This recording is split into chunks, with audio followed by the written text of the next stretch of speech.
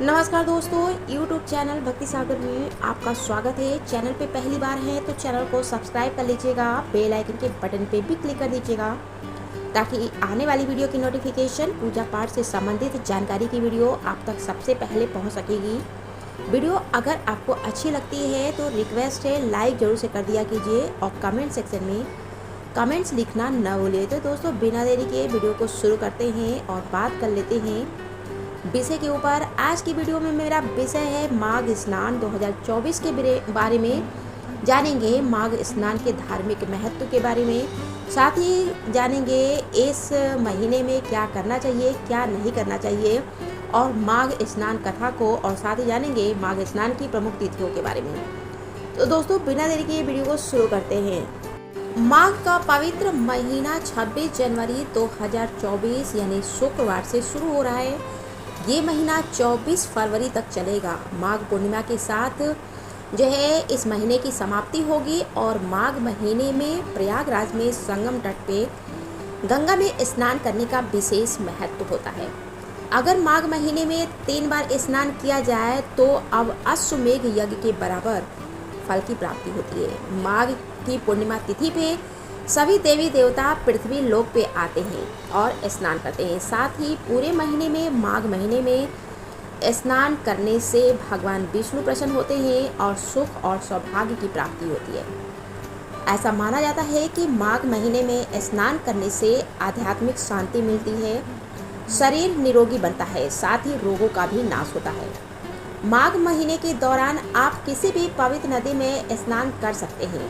गंगा, यमुना, सरस्वती, कावेरी, किसी भी नदी में मन से स्नान करने से रोगों का अंत होता है। माघ महीना पवित्र महीना माना जाता है। इसमें भगवान श्री कृष्ण की भक्ति के लिए यह महीना सर्वश्रेष्ठ माना गया है। इस माह का सीधा संबंध श्री कृष्ण के माधव स्वरूप से है। जान लेते हैं इस महीने में स्नान की पवित्र तिथियों के बारे में। माघ माह का पहला स्नान 15 जनवरी 2024 से शुरू हो गया है। दूसरा स्नान 25 जनवरी 2024 यानी पौष पूर्णिमा के दिन होगा। तीसरा स्नान इसी दिन से जो है कल्पवास भी शुरू हो जाता है। माघ महीने का, माघ के मेले का तीसरा स्नान जो है 9 फरवरी 2024 को होगा और चौथा स्नान 14 फरवरी 2024 को होगा। इस दिन बसंत पंचमी भी रहेगी और पांचवा स्नान 24 फरवरी 2024 को होगा और इस दिन माघी पूर्णिमा होगी और आखिरी स्नान 8 मार्च 2024 को महाशिवरात्रि के साथ समाप्त हो जाएगा। जान लेते हैं दोस्तों माघ महीने में किन चीज़ों को करना चाहिए और क्या नहीं करना चाहिए। पूरे महीने में भगवान विष्णु और भगवान श्री कृष्ण की पूजा करनी चाहिए विधि अनुसार और विष्णु सहस्रनाम का पाठ करना चाहिए। मधुराष्टकम का भी पाठ कर सकते हैं। इस महीने में मांसाहार, शराब, तामसिक भोजन के सेवन से बचना चाहिए। अगर आप संगम पे जाते हैं तो साइबेरियन पशुओं का दीदार जरूर से करिए और संगम स्नान के बाद आप अक्षय वट का भी दर्शन जरूर से करिए।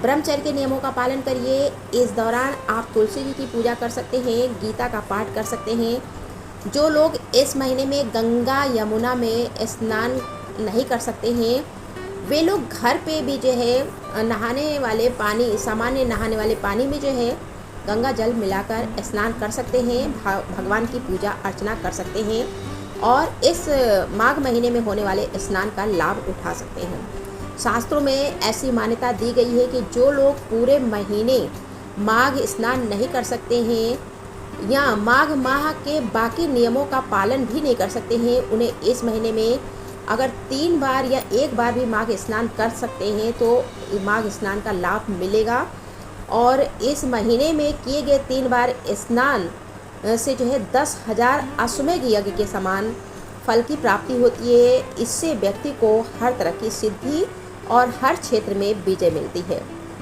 इस महीने में आप स्नान के बाद दान कर सकते हैं क्योंकि दान का बहुत महत्व बताया गया है।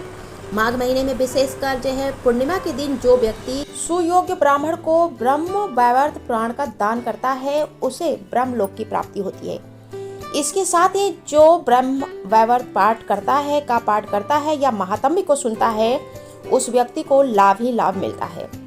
माघ महीने में तिल दान का विशेष महत्व है। इस महीने में गुड़, कंबल और ऊनी वस्त्र का दान करके सभी पुण्य फलों की प्राप्ति की जा सकती है। जो लोग अपने परिवार की सुख और शांति और खुशहाली चाहते हैं, उन्हें माघ महीने में परिवार के साथ काले तिलों से हवन करना चाहिए। साथ ही पितरों की शांति के लिए किसी पवित्र स्थान पे जाके पितरों का तर्पण भी करना चाहिए। जो है इससे लाभ की प्राप्ति होती है और पितर भी शांत होते हैं, और जहाँ पितर शांत होते हैं तो परिवार में हमेशा खुशहाली बनी रहती है। माघ स्नान कथा इस प्रकार से है। प्राचीन काल में नर्मदा नदी के तट पे सुव्रत नामक एक ब्राह्मण निवास करते थे। वह वेद वेदांग धर्म शास्त्रों के ज्ञाता होने के साथ साथ उनको कई देशों की भाषाओं और लिपियों का भी ज्ञान था। बस उनमें एक ही बुरी आदत थी कि वह लालची थे। उनके जीवन का उद्देश्य केवल धन कमाना था। वह हर तरह से धन कमाते रहे। इसी कार्य में उनके वृद्धा अवस्था भी आ गई। बुढ़ापे में उन्हें कई प्रकार के रोग हो गए, तो उन्हें सद्ज्ञान की प्राप्ति हुई और यह विचार करने लगे कि पूरा जीवन तो वे धन कमाने में ही लगा दिया, तो अब उनका उद्धार कैसे होगा।